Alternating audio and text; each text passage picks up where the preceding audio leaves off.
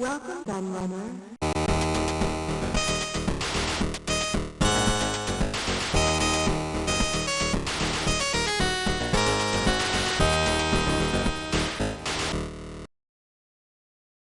I have to confess that the Nintendo 64 is one of the few major consoles that I don't actually own, and with this I must also declare it's a system I don't really have any affection for or any genuine nostalgia for either, despite the fact my younger brother owned one back in the day when I was still making do with my Sega Saturn. It just never really had the games I wanted to play, in all honesty, and I really hated that controller.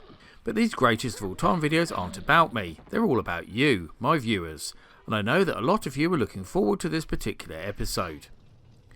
As with previous greatest of all time videos, I put the big question to the members of several large retro gaming groups on Facebook, including the hugely popular and very lively Retro Gaming Hysteria, link in the description for those who want to join, as well as my own loyal subscribers, asking them to name their top 5 and the reasons why.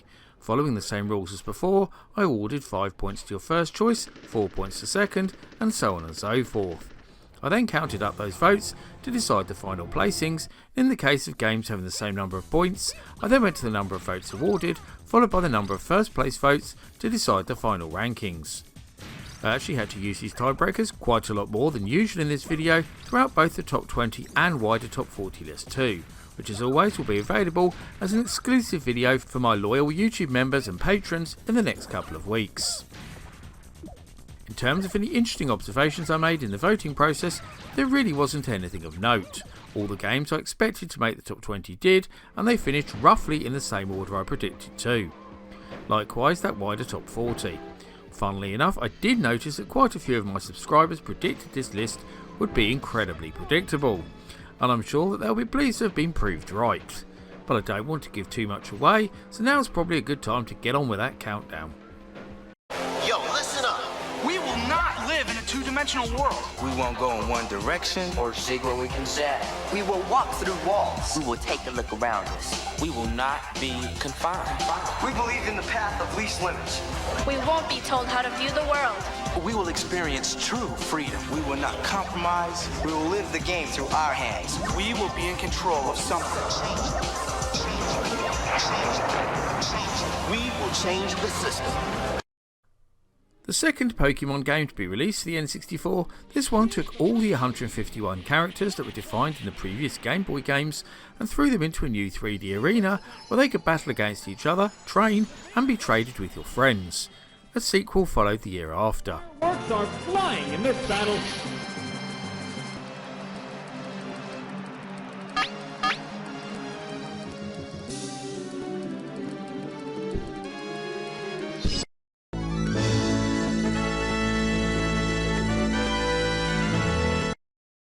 One of only a handful of games developed for the N64 by Treasure, who are better known for their Sega games, Sin and Punishment is probably the least obvious title on this list, but one that seems to have built up a real cult following in more recent years, and rightly so in my opinion.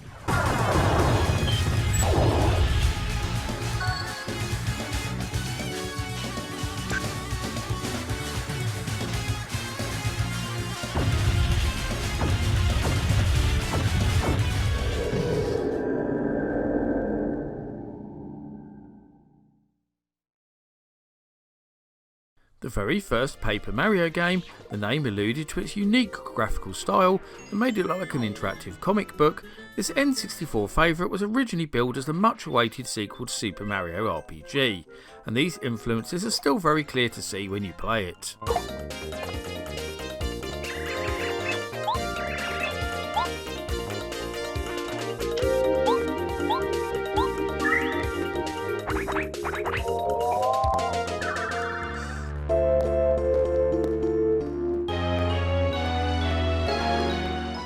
The second Star Wars game to be released for the N64, after the also well received Shadows of the Empire, Rogue Squadron is an all-action shoot 'em up that was designed by Factor 5 of Turrican fame. It soon became a key franchise for the developer, being followed by several sequels. Watch for enemy fighters!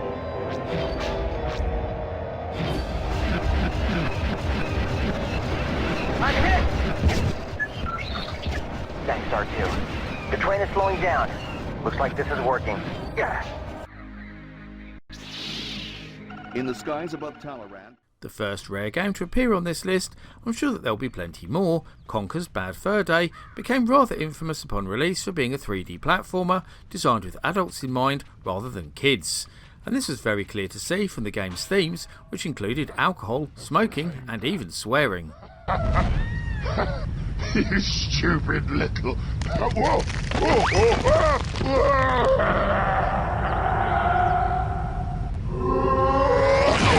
Bad Fur Day.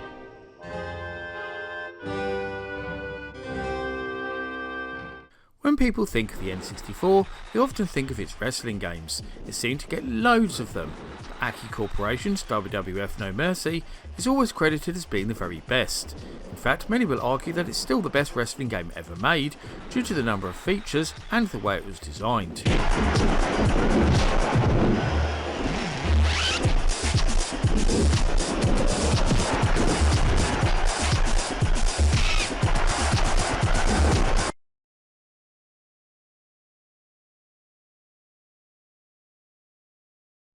Another rare game, Blast Corps was a hugely original game for the time where the player uses vehicles to destroy buildings in the path of a runaway nuclear missile carrier. The mix of puzzle solving and destruction proved very engaging, and it won numerous awards in the press of the era.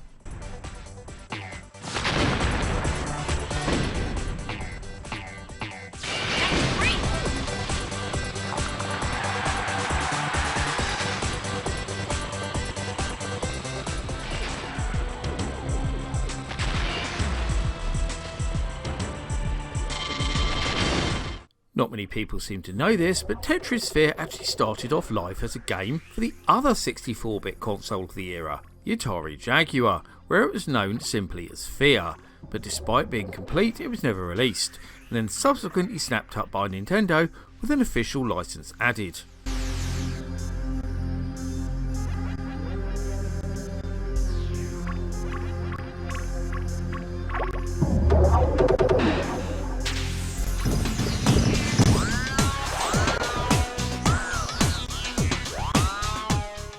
Many people claim that Wave Race 64, the 3D reimagining of the popular Micro Machines inspired Game Boy title, still has the best water physics of any aquatic themed racer ever.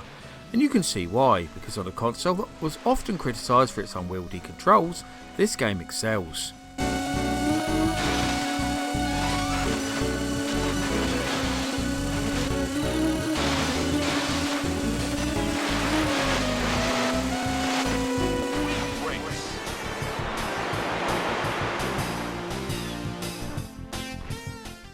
Another hugely successful Nintendo franchise that started off on the Nintendo 64 and is still popular in the present day, showing just how influential this console was, Super Smash Bros. Was actually created by HAL Laboratory as a way to combine all Nintendo's biggest icons into one package.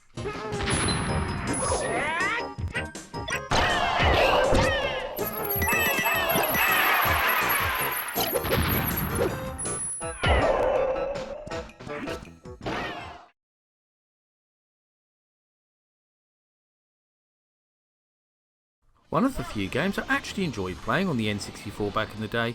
Sorry, I'm really not a fan of RPGs or platformers. F-Zero X was a more than worthy sequel to the game that blew people away on the Super Nintendo some 8 years earlier. It's just a shame it took so long to arrive.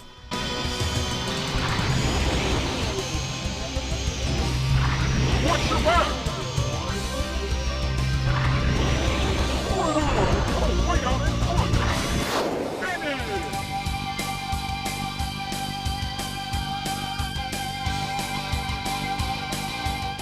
A lot of people seem to forget that there was a second Zelda game on the N64, such as the hype and popularity of Ocarina of Time. But there is actually a growing group of people out there who will swear that Majora's Mask is the better game, thanks in part to its Nintendo 3DS remake.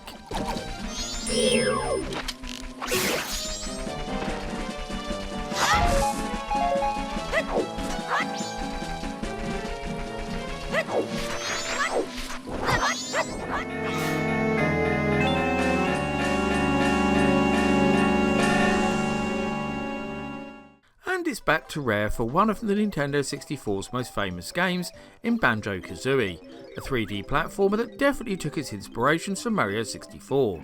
Many people argued it was the better game, and it's certainly more impressive from a visual perspective, so there's a lot of truth in that.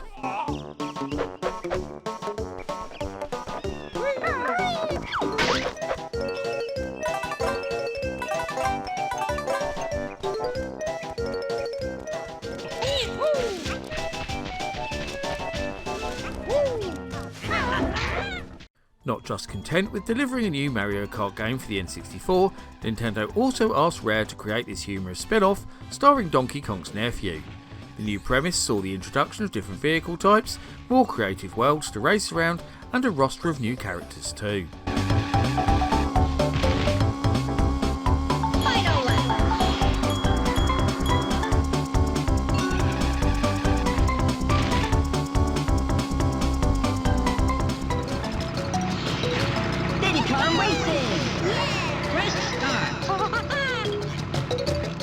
The N64 had a lot of follow-ups to iconic SNES games, as we've already seen, and here's another in the form of Star Fox 64.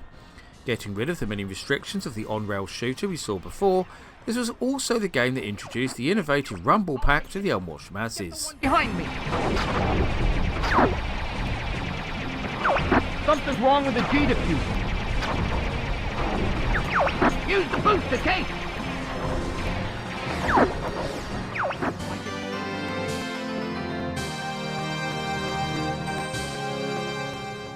Given what a huge success Super Mario Kart proved to be on the N64's predecessor, it was no surprise to see the long-awaited sequel revealed as one of the new console's first releases. With more tracks, more characters and even better power-ups, it proved to be every bit as popular.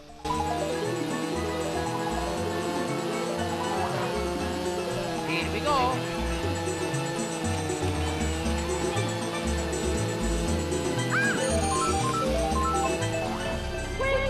Mario Kart!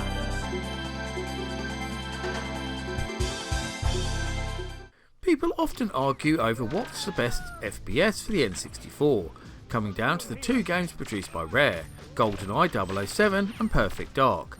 And I guess this list settles it, because Perfect Dark finished 7 points behind its sibling in 4th place. Certainly no disgrace in this case. Let's just...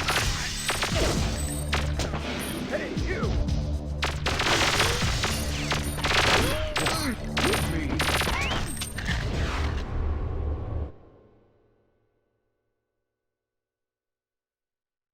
So yeah, I kind of spoiled this already, as GoldenEye 007 is the bronze medal winner in this list. Many will tell you that this is still the greatest multiplayer FPS of all time, not a view I'd agree with personally, but there is certainly no doubting the influence this game had on the FPS genre in general.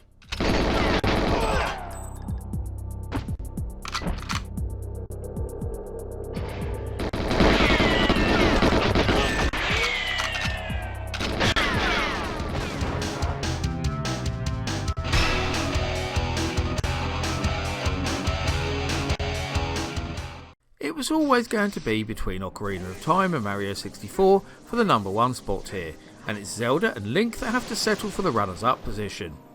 Some call this the best game ever made, not a view I ever agreed with, but its continued popularity certainly isn't in question.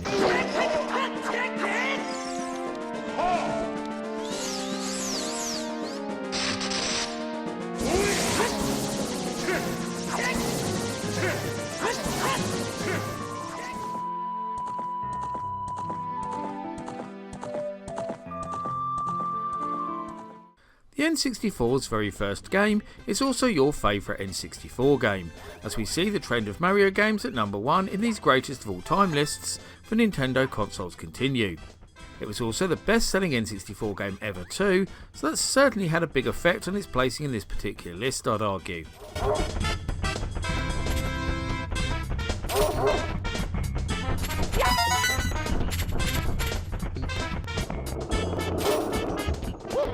Mario! Hello! Captain, there's something heading our way extremely fast. It's coming straight at us. I've never seen anything like it before.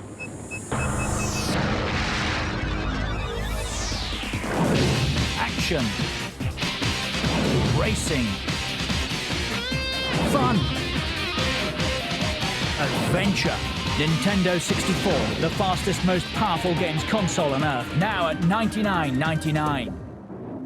And that rounds up my look at the 20 greatest Nintendo 64 games of all time. But which games were you most surprised to see not make the final list? Or are there any games that you don't think were worthy of inclusion in this countdown? I always love to hear the thoughts of views of an audience, so please get typing in that comments section. Before I go though, I must thank all of my loyal patrons and YouTube members for continuing to support my channel and make videos like this possible. However, I must give special thanks to the following people in particular for their much appreciated pledges: Dee Vaughan, Albert Davis, Richard Baker, Martin Wiggins, Peter Grantham, Bernard Santu, Mins, Classic Gamer 74, Josh Hartman, Daniel Skronsky, Ben P. Stein, Tabby Kitsune, Grady Haynes, Paul Daniel, Seth A. Robinson, Clematorn, Carl Olsen, Mark Strickland, Big Chuzzle, Cole Cloping, Black Siren, John Alberino, Krispy Kreme, Justin Cooney, Luke Boynton, Sarah B, Richard Tate, Tellboy 2011, Tiago Silva, James Welch, Wesley K, Glacier 9, Cellphone Smartphone, Hunter Bungay, and Electron Star Collapse. If you also want to help support this channel, then you can now join as a member as little as £2 a month, where you'll get access to exclusive videos and updates and much more besides. Just click the button on my community page to get started. My Patreon is also still available if you prefer to support me in other ways too. I've been the Laird, I thank you for watching, I'll see you all again for another video very soon.